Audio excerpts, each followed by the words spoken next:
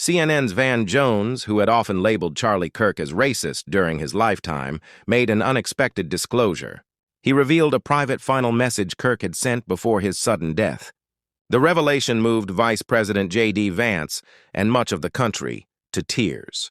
But what followed was even more startling, as Vance delivered a response no one anticipated. This moment captured political rivalry, regret, and truth in a way America will not forget. The newsroom lights dimmed as CNN prepared to broadcast. Across the nation, millions tuned in. The assassination of Charlie Kirk just days earlier had left Americans stunned with grief and searching for answers. Questions swirled about motives, security failures, and Kirk's final words in his last debate. On this Sunday morning, September 21, 2025, the atmosphere was tense. Kirk's funeral was scheduled in Arizona later that day. But before it, something unexpected was about to shift the national conversation. Van Jones, who had long sparred with Kirk, sat at the CNN desk, visibly unsettled. For years, he had branded Kirk as racist, fueling heated exchanges on air. But today, his expression told another story. His hands shook slightly as he held a printed sheet. "This isn't easy for me," he said softly as the cameras went live. "But I have something Charlie Kirk sent me the day before his death." The room fell silent. What could Kirk have written to his fiercest critic in his final hours? Jones began to read slowly, his voice unsteady. He admitted, "Charlie Kirk and I weren't friends. In fact, in the last week of his life, we were clashing online. I accused him of race-baiting after the Charlotte stabbing. He accused me of twisting his words. It got ugly. I even received death threats." Jones paused, fighting tears. But then, the day before he was killed, Charlie did something that surprised me. Jones held up his phone and read Kirk's direct message. "Hey, Van, I mean this. I'd love to have you on my show for a respectful conversation about crime and race. I'd be a gentleman, as I know you would be too. We can disagree without hostility." Gasps echoed through the studio. Jones wiped his face with a tissue, his voice breaking. "I never saw it until after he was gone. That message shook me. We were men of words, not weapons. I wanted to debate him, not see him shot." The nation leaned closer to their screens. Jones spoke about the rising tide of violence spreading across the country. "His murder is devastating," he said. "My prayers are with his family and the students who witnessed it. But instead of uniting us, people are now calling for civil war, for censorship, to silence so-called hate." Looking straight into the camera, his eyes red, he continued, "That's not what Charlie wanted. His last act wasn't an attack, it was an invitation to dialogue. He reached out even to me, his adversary. That's the Charlie Kirk I learned about too late." The audience sat in stunned silence. For the first time, many saw Van Jones not as a commentator, but as a man burdened with regret.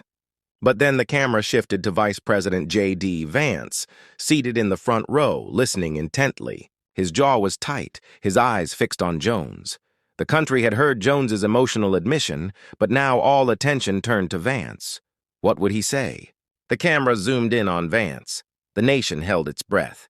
Jones's confession had been emotional and unexpected, but all eyes now turned to the man closest to Kirk in his final months. Vance remained quiet at first, his chest rising and falling slowly, his hands folded on the table. When he finally spoke, his voice was calm but heavy with grief. "Van," he said, pausing as his eyes glistened, "thank you for sharing that message. It shows the real Charlie, the Charlie I knew." The studio was silent, but Vance's tone sharpened. "Let me be clear. Charlie Kirk wasn't killed because of some vague political violence. He was killed because people like you portrayed him as a monster. You called him racist, fascist, a threat to society. When you do that to a good man, you make him a target." Gasps rippled through the crowd. Viewers across the country leaned forward. Jones lowered his eyes, his hands trembling on the desk. The control room debated whether to cut away, but producers held steady. They knew history was unfolding live. Vance pressed on. His voice grew stronger, filled not with anger, but with grief and conviction. "Van, you went on national television and implied Charlie Kirk was racist. Hours later, he was assassinated for words he never even spoke. That's not coincidence. That's the cost of slander. That's what happens when you play with fire." In the audience, a woman began sobbing openly. Others sat frozen, tears falling silently. Vance's words were cutting, but carried a deeper call for accountability. "For years," he continued, "you and your network have stoked division. You've thrown around words like Nazi and fascist at people who simply believe in traditional values. Values no different from what Barack Obama once campaigned on."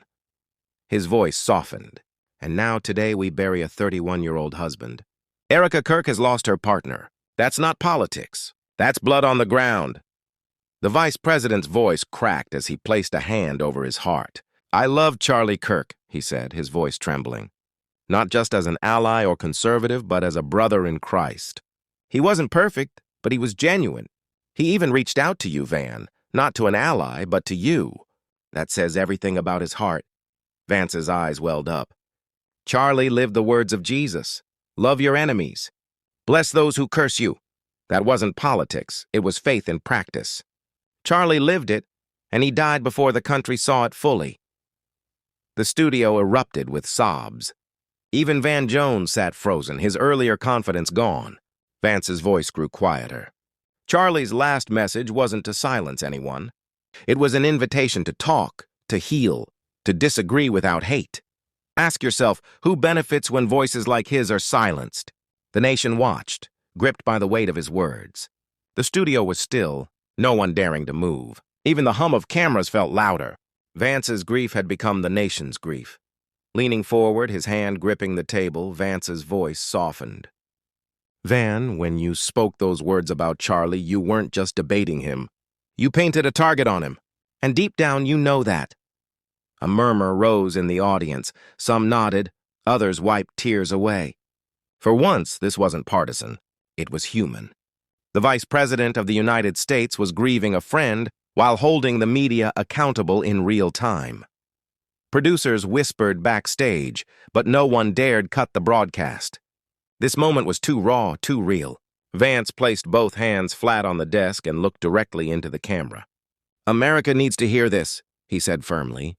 Charlie Kirk reached out to his fiercest critic the day before he was murdered. Not to start a fight, not to score points, but to say, "Let's talk. Let's heal." That's who he was. The audience sobbed openly. A mother in the front row hugged her teenage son, whispering, "That's what America needs again." Vance continued, his voice rising and falling with emotion. Charlie didn't send that message to an ally. He didn't send it to a friend. He sent it to a man who had just called him racist on national TV. That's not politics, that's faith. That's courage. He paused, his lips trembling. "It reminds me of the words of Jesus. Love your enemies. Bless those who curse you." Charlie lived that. And because of lies told about him, he paid the ultimate price. The words cut deep. Even Van Jones wiped his eyes. Vance bowed his head, unable to speak for a moment.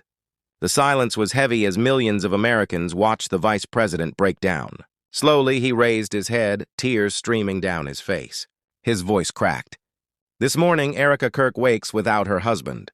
She will stand at his funeral today, carrying grief no wife should endure. Yet here we are, still playing with words, still fueling flames that ruin lives."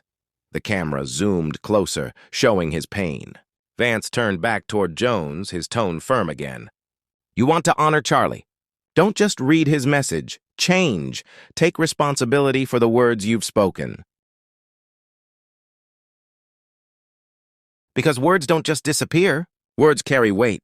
And in Charlie's case, those words cost him his life. The audience gasped again, the statement hanging heavy in the air. What would Van Jones say now? What would America do with this moment? Across the country, living rooms fell silent. Airports, diners, hospitals, every television was locked to the same broadcast. For once, America wasn't split between networks. Everyone was watching the same moment, hearing the same man speak from the heart. JD Vance wiped his face with the back of his hand, his voice quiet but piercing. Charlie's last 24 hours proved something the media doesn't want to admit. He wasn't a man of hate. He was a man of dialogue, someone who believed in debating with words, not violence. His words spread like a wave. Online, hashtags erupted. Not honor Charlie, not truth by Vance, not Charlie wanted peace. Posts poured in from young students who had once protested Kirk at campuses, many confessing through tears that, even after heated exchanges, he always shook their hand. The vice president paused, then looked directly at the cameras. His jaw tightened. "But here's the truth no one wants to acknowledge," he said firmly.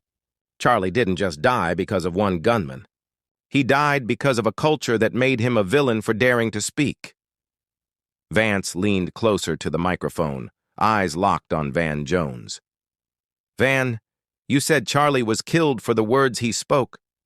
"No, he was killed because those words were twisted into something they never were. You called him racist. Others called him fascist. And when you dehumanize someone like that, what do you think happens? You turn them into a target." The audience stirred. Some gasped, some covered their faces. "You can't keep throwing gasoline on the fire," Vance continued, "and then act shocked when the house burns down.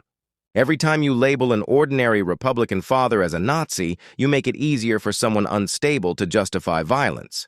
And in Charlie's case, it cost him his life." Van Jones swallowed hard.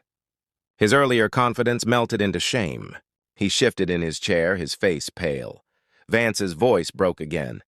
"Charlie Kirk wasn't perfect. None of us are. But he was a husband, a son, a brother. He was willing to invite his harshest critic into dialogue. That is not racism. That is courage. And America needs to know it." The vice president's tone softened, his anger giving way to faith.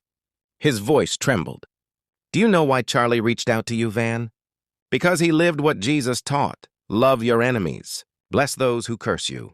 Do good to those who hate you." The studio sat in total silence. Many were crying openly. The words cut past politics. They touched something deeper. Vance placed a hand over his chest. "That's what Charlie did. He reached out to a man who mocked him, hoping for peace. That's not politics. That's the gospel. And that's why his death cut so deeply." His voice cracked. "America, you need to understand something. We don't honor Charlie by fighting harder. We don't honor him by censoring more. We honor him by doing what he tried to do in his final hours, by talking, listening, and refusing to let hate win." The audience rose to its feet. Some clapped softly, others wept uncontrollably.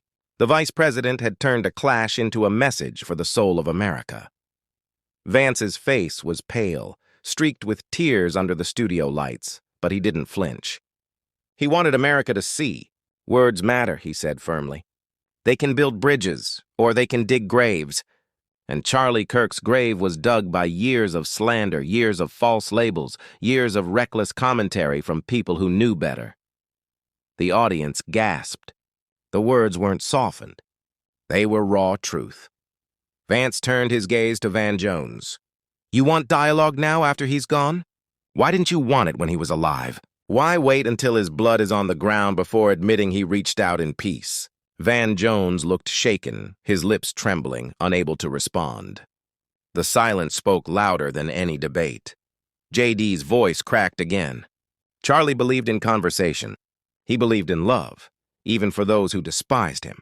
Yet America only saw the caricature painted of him. Across the nation, people wept in front of their TVs.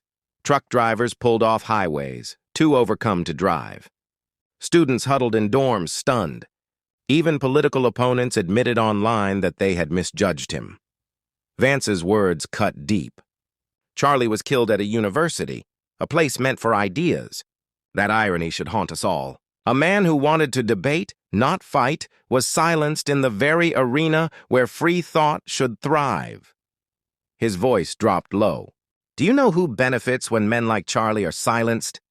Not students. Not families. Not America.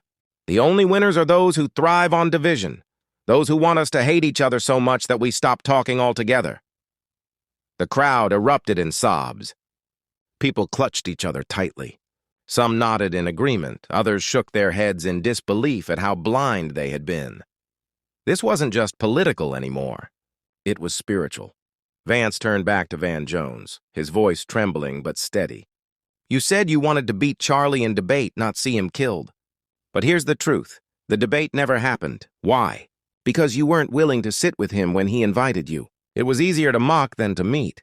Easier to brand him a racist than to hear him out. Van's eyes watered. The man who had shaped narratives now sat speechless, his remorse captured on live television. Vance's voice grew stronger, a mix of conviction and heartbreak. You want to honor Charlie? Stop waiting until funerals to admit you were wrong. Stop waiting until wives are widows to say a man had a good heart. Do it now, while people are alive, while there's still time. The audience broke into applause, muffled by tears. The vice president had not only defended his friend, he had issued a challenge to the nation. Vance's voice sharpened again. Van, you said Charlie Kirk was killed for the words he spoke. No, he was killed because those words were twisted by people who should have known better. You turned disagreement into demonization. You turned a man into a monster. The crowd shifted uneasily, the truth cutting deeper with each word. Van Jones sat frozen, staring at the desk. JD Vance's voice thundered, trembling with grief. You didn't just criticize Charlie. You poisoned how millions saw him, and hours later, a young man pulled a trigger. You can't separate those two. You can't wash your hands of it. Gasps echoed through the room. Some nodded quietly, others wept harder. Vance pointed toward the screen showing Charlie's final message to Van. That right there, that's who Charlie was. Even when mocked, even when the cameras weren't rolling, he still reached for peace. He was better than the caricature you created. The nation watched, stunned. In homes across America, families sobbed. Some who had believed Kirk was hateful whispered, "Maybe we were wrong." Vance's voice softened, trembling. Charlie didn't reach out to his supporters that night. He didn't message me or the president or his allies. He reached out to you, Van, the man who opposed him the most. Think about that. Van Jones slowly lifted his head, face red with tears. His lips trembled, but no words came. The vice president's chest rose sharply as he fought back tears. That's what faith looks like. That's what America should look like. We don't have to agree. But we should never stop seeing each other as human beings, as children of God. The audience rose again, clapping softly through sobs. The studio felt less like a debate stage and more like a sanctuary. JD Vance let the applause fade. His eyes burned with sorrow and conviction. Do you know what hurts most? He asked, his voice low. Charlie wanted to talk about crime and race with you, Van. That was his final wish, to sit with the man who mocked him and have an honest conversation. And now he's gone. That chance is gone forever. The room fell silent again. Vance leaned closer, his tone firm. But America must face the truth. Charlie Kirk wasn't just killed by a bullet. He was killed by a culture that rewards slander, by reckless words from media giants who valued ratings over truth. And that includes you, Van. That includes CNN. A collective gasp rippled through the studio. This was no longer a speech. It was an indictment. You don't just owe Charlie's family an apology, Vance said, his voice trembling. You owe America one. Because your words didn't just wound him, they helped destroy him. The nation sat frozen. The bombshell had only begun to land. JD Vance stood from his chair. The producers hadn't expected it, but he couldn't sit anymore. His words carried too much weight to deliver casually. He pressed his hand against the podium and scanned the studio, then looked straight into the camera, into the living rooms of millions. Charlie Kirk's blood cries out to this nation today, he said, his voice trembling. And we cannot ignore it. He didn't die because he was a radical. He didn't die because he was a threat. He died because we let lies turn neighbors into enemies. The audience sniffled and sobbed. Some clutched tissues. Others covered their mouths. Vance's voice dropped, breaking with emotion. Do you realize how rare Charlie's message was? At a time when people profit from tearing each other apart, he tried to bring even his harshest critic into honest conversation. That was his last act before he left this earth. He paused, eyes wet. Hours later, he was murdered. The silence that followed was unbearable. Vance turned and locked eyes with Van Jones. The camera closed in on both men, every flicker of pain visible. Van, I don't doubt that your heart hurts today. I can see it on your face. But here's the truth you have to face. You and your network helped fuel the fire that made Charlie a target. You painted him as something he was not. And when you dehumanize a man, you open the door to violence. Jones wiped his eyes. His lips quivered, but no words came. The crowd waited. The silence stretched. Vance continued, steady and fierce. Every time CNN called Charlie a racist, every time you mocked him for believing in traditional Christian values, you put his life in danger. You thought it was just rhetoric. Now his wife is preparing to bury him. His family is broken. The audience erupted into tears. Some applauded through sobs. Others bowed their heads. This was no longer a political clash. It was a reckoning. You want to know the truth? Vance's voice rose like thunder. Charlie Kirk was killed because America lost the ability to tell disagreement from hatred. And the media, yes, you, Van, blurred that line until good men were hunted like criminals. The studio gasped.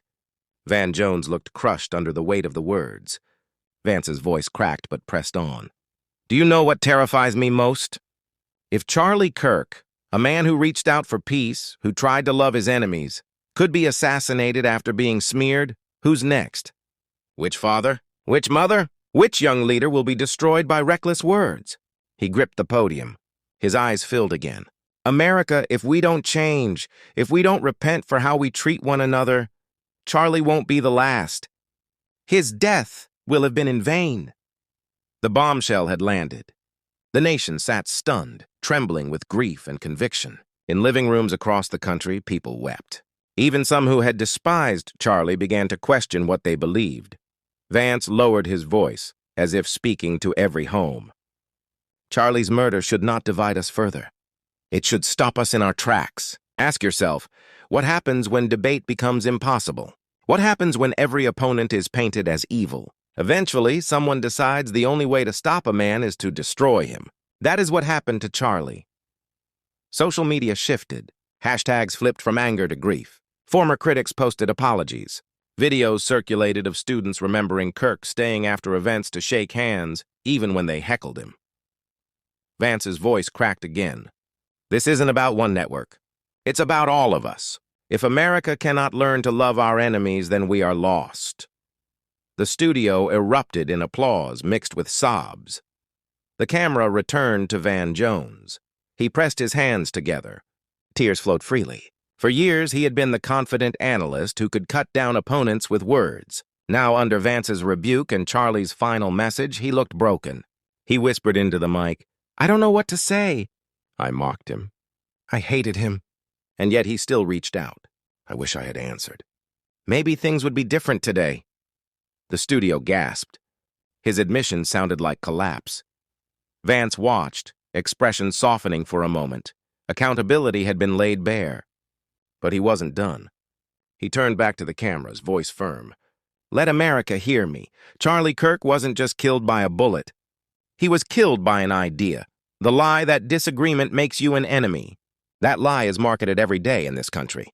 We teach our children that if someone disagrees, they're hateful.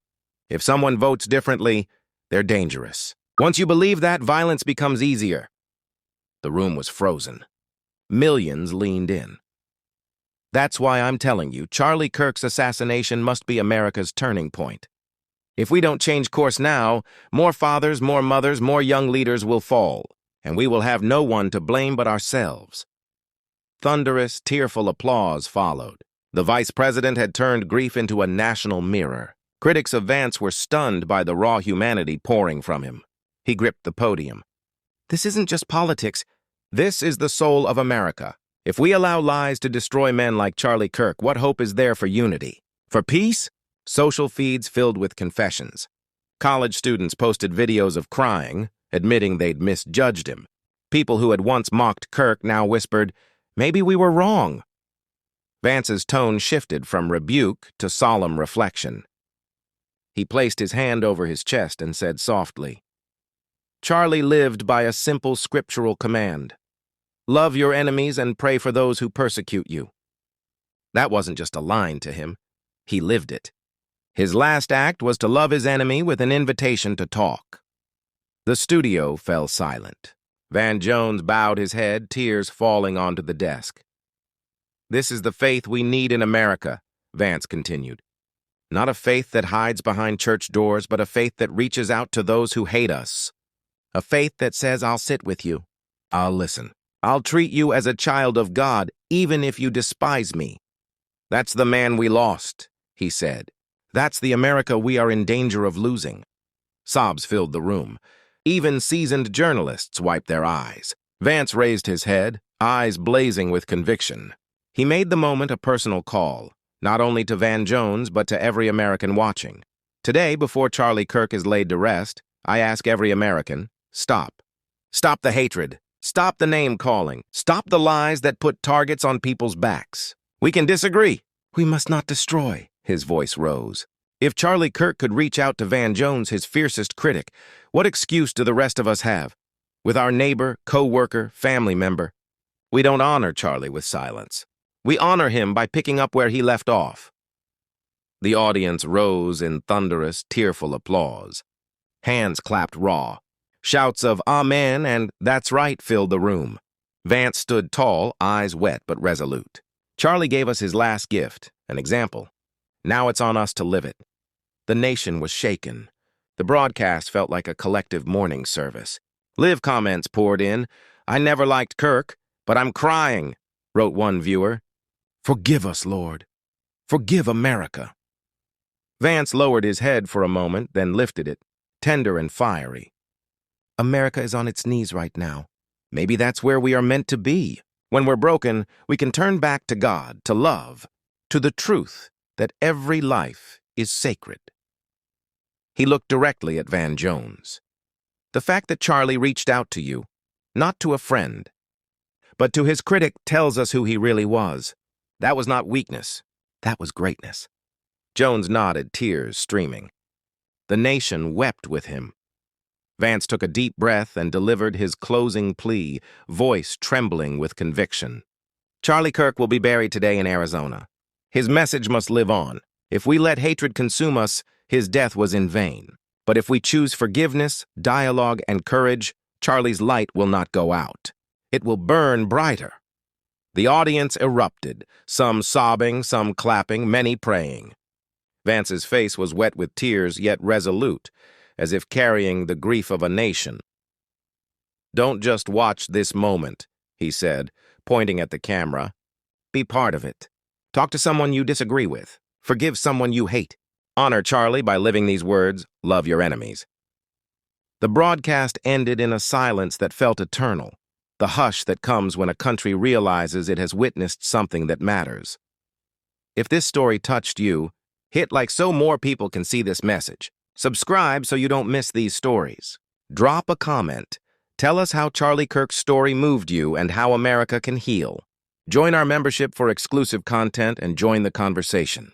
Let's keep Charlie's light alive together.